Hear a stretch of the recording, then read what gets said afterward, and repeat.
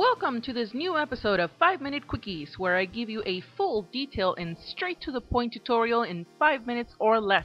Today's topic was actually a request from many people who saw my previous tutorial on how to paint black stockings. So this is going to be an even simpler version of how to paint white and other color stockings. The same principles from the previous tutorial will be applied. You paint the skin tone on your piece, but this time you will actually add light shadings to it like you see here. These stockings have little design on the top. Those will also get painted the same way as the other pieces. What I did was take some pearl paint and just apply it to the designs that go around her leg. Remember that it doesn't matter if the paint ends up a little crooked, that corrects itself later on. And also remember to add paint on the very tip of the end. The next step I'm going to take is use the same pearl white paint and airbrush it on the piece.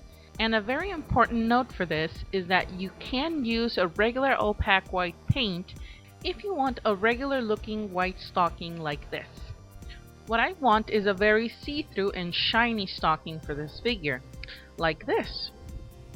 So when you want to paint stockings, take this into consideration so that you can get the desired opacity.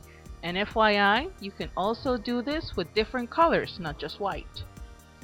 Same step as before, I'll need to start by the shade so that you can start building up that color around the areas like the knee, behind the knee, the ankles, and the areas where they connect with the shoe, and also where the stocking ends at the very top.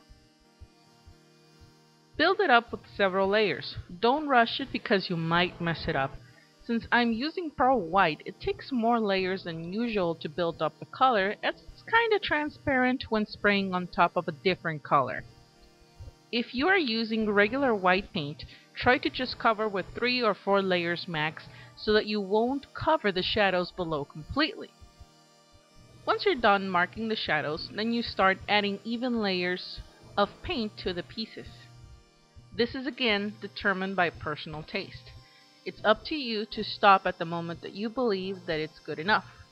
If by any chance you end up with the same color as the original shadows you added, then you've gone too far. When you're done, you still need to seal your work. I use Future Floor Shine to seal my stockings so that they can keep that pearly finish and look sheer and shiny. If you used opaque colors and want a more matte finish, just seal it with a dull coat varnish. And this is the end result. As you can see, not entirely white, but still very elegant, like the stockings brides use for their wedding gowns. It's up to you to decide which effect you want most. You can go with black or white, they still look gorgeous. I hope you enjoyed the second version on how to paint stockings. It was pretty much the same as the first one, but without all the eccentric little designs that Velvet had. The next tutorial will be all about putties, so stay tuned. Until next time, my resin monkeys,